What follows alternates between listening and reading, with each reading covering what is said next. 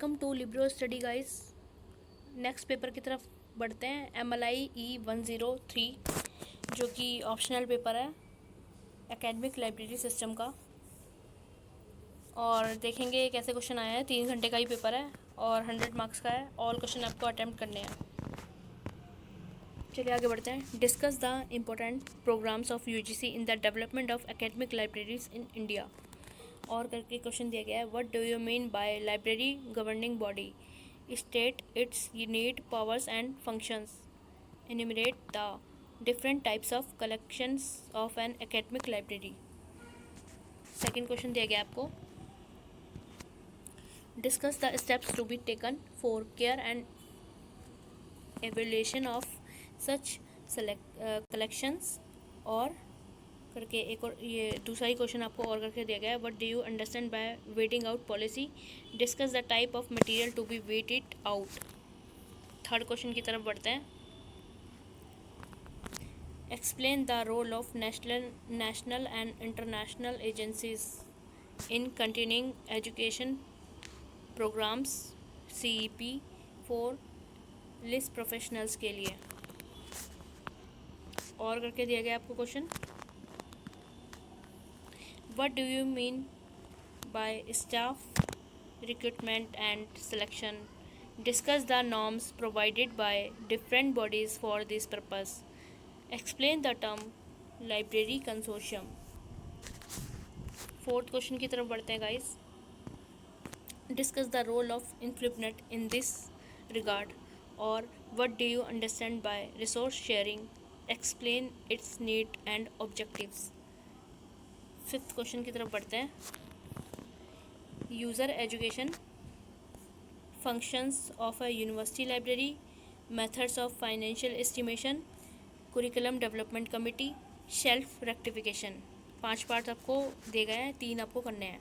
Guys video को complete देखा करो, मैं आपको कोई ना कोई स्ट्रैटेजी आपसे शेयर करती रहूँगी ऐसे ही। पूरी वीडियो आप पूरी देखा करो, बीच में से स्किप मत किया करो। हिंदी मीडियम स्टूडेंट की तरफ बढ़ते हैं।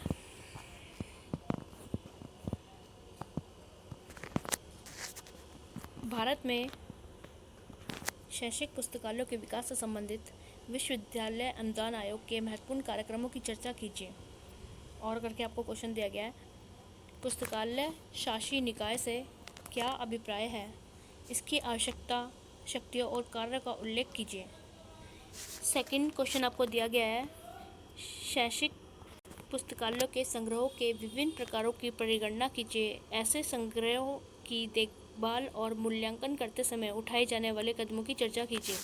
और करके क्वेश्चन दिया गया है, छँटनी नीति, छँटानी करने योग्य सामग्रियों के प्रकारों की चर्चा कीजिए। छँटनी नीति से आप क्या समझते हैं? छँटानी करने योग्य सामग्रियों के प्रकारों की चर्चा कीजिए। थर्ड क्वेश्चन की तरफ बढ़ते हैं। पुस्तकालय और सूचना विज्ञान व्यवसायों के लिए सतत शिक्षा कार्यक्रम में राष्ट्रीय और अंतर्राष्ट्रीय एजेंसियों की भूमिका की व्याख्या कीजिए। और करके क्वेश्चन दिया गया आपको, कर्मचारी भर्ती और चयन से आप क्या समझते हैं, इसके लिए विभिन्न निकायों द्वारा उपलब्ध कराए गए मानदंडों की चर्चा कीजिए। फोर्थ क्वेश्चन की तरफ बढ़ते हैं। पुस्तकालय कंसोर्शिया पद की व्याख्या कीजिए। इस संदर्भ में इन्फ्लुपनेट की भूमिका की चर्चा कीजिए। गाइस आप देख रहे होंगे कुछ कुछ इंग्लिश टर्म का भी डायरेक्ट हिंदी में लिख के यूज़ किया गया है, और कुछ हिंदी टर्म्स इतनी टफ है कि आपको समझ ही नहीं आ रहा होगा।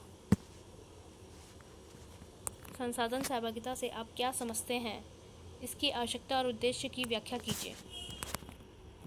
फिफ्थ क्वेश्चन की तरफ बढ़ते हैं। 5 में से 3 पार्ट आपको करना है। उपयोगिता शिक्षा, विश्वविद्यालय पुस्तकालय के कार्य, वित्तीय प्राकलन की विधियाँ, पाठ्य चर्चा विकास समिति, फलक शेल्फ संशोधन। Guys strategy is most important, इसलिए अभी से आप बनाकर चलें स्ट्रैटेजी और एनालाइज करना शुरू कर दें पेपर्स का अपना, ताकि आपको एग्ज़ाम के लिए काफ़ी हेल्प मिले। और आपसे मैं सारी स्ट्रैटेजी पहले ही शेयर कर चुकी हूँ बाकी पॉइंट्स और हेडिंग्स में ज़रूर देना अपने आंसर्स आप, ताकि आपको अच्छे मार्क्स आप अचीव कर पाओ। और यूजीसी नेट के पर्पज़ से भी काफ़ी हेल्पफुल रहेगा आपके लिए अगर आप प्रिपेयर कर लेते हो। तो गाइज़, आपको मेरी वीडियो पसंद आती है तो आप please like, share and subscribe कर दीजिएगा। मिलेंगे नेक्स्ट वीडियो में।